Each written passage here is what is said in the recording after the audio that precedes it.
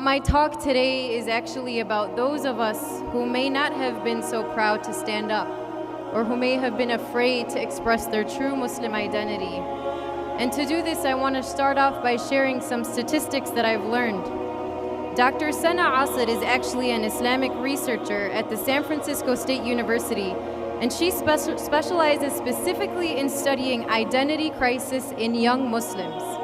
And so according to her research, 1 in 3 children aged 5 to 9 years old did not want to tell their peers that they were Muslim. 1 in 2 children didn't know if they could be both Muslim and American at the same time. And 1 in 6 children would sometimes pretend that they were not Muslim in order to better fit in with their crowd. And these statistics really shocked me, and they probably shock you too. And I want to share with you why I think this problem exists.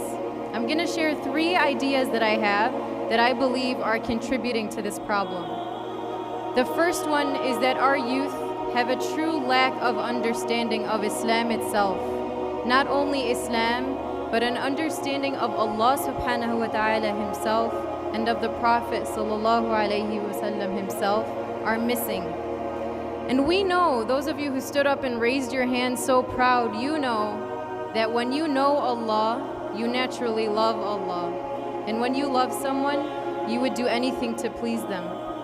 And this reminds me of a beautiful quote from Ali bin Abi Talib radiallahu anhu, who says, إلهي ما عبدتك خوفا من نارك ولا طمعا في جنتك ولكني وجدتك أهلك للعبادة فعبدتك.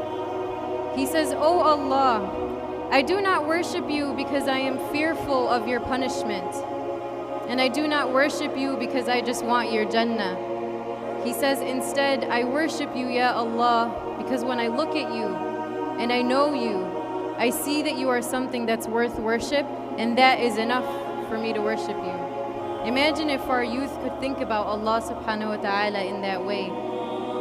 And regarding the Rasul sallallahu alayhi wasallam, today if you ask our youth to give you statistics about their favorite NFL player, they'll tell you everything about them. Ask them about a famous celebrity, they'll tell you their birthday, where they live, how many kids they have. Ask them about the Rasul sallallahu alayhi wasallam, and they probably couldn't tell you what his children's names were and what his wives' names were. So problem number 1 is this lack of understanding of Allah subhanahu wa ta'ala and the Rasul sallallahu alayhi wasallam. And problem number 2 is that our youth today have a genuine fear of being called Muslim or being associated with Islam. And for some, the fear is so strong that they think Islam itself stops them from opportunities. And this is why we see our young sisters who decide to remove their hijab because they're scared they may not have the same opportunities. This is why we see our young brothers whose names are Muhammad, yet they go by Mo. And this is why we see our youth who would much rather miss a prayer than to be seen praying in public. And no, I don't, point these out to judge them or to challenge them. Rather, I point the finger at myself and at all of us as a community. And I ask us, what have we done to support our youth so that these are not the outcomes? What type of guidance have we given them? And do they know that we're there for them? And the third and final problem I want to present is what I will call the sandwich generation, or the sandwich crisis. Our youth are currently sandwiched between a generation of immigrant parents who may not necessarily fully understand their struggles, so when they're at home, they feel misunderstood. And when they go out into their schools and their workplaces, they also don't feel understood.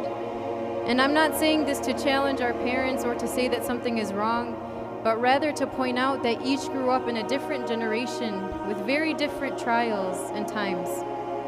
And this sandwich crisis has caused serious problems within our youth, where we see the rates of depression, anxiety, and sadly even suicidal thoughts increase exponentially. But I didn't want to leave you on just the idea of problems. So I want to share a story that helped me, and inshallah will help all of my sisters and brothers in the room today. And it actually comes from the time of Umar ibn al-Khattab radiallahu anhu. It was at the time when the Muslim empire was just about ready to take over Jerusalem.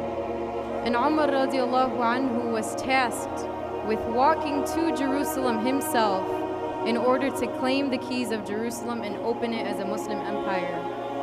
So he sets off with a servant and he makes this pact with his servant. He says, this is what we're gonna do. He says, I'm gonna sit on the camel and you're gonna walk me for half the way.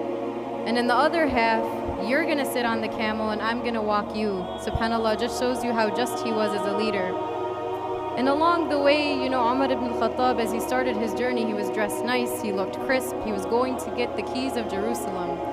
And on top of that, as they're entering into the doors of Jerusalem, it's the servant's turn to sit on the camel, and Umar ibn al-Khattab is the one who is walking him.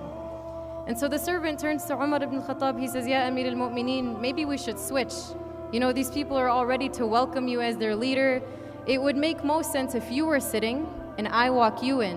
And Umar ibn al-Khattab says, no, I made a pact with you, we made a deal. He says, you're gonna stay and I'm going to enter into this new city as their leader and I'm the one that's gonna serve you, subhanAllah. Now interestingly enough, one of the Muslim generals named Abu Ubaidah ibn al-Jarrah, he sees Umar ibn al-Khattab starting to approach Jerusalem. He sees the way he looks a little disheveled, and he goes up to him, he says, Ya Amir al-Mu'mineen, he says, you've embarrassed us, you've humiliated us. He says, all of these people are dressed so nice, they're ready to welcome you. How are they going to honor you as their new leader when you look so disheveled?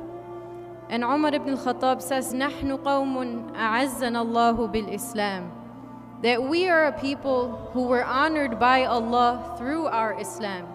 It is not about wealth, it's not about looking beautiful, it's not about having power and having fame.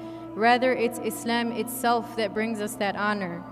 And so I carry this message myself and I share it with my brothers and sisters. Let's recognize this izzah, this honor that Allah subhanahu wa ta'ala gave us, and let that be the guiding principle within our life.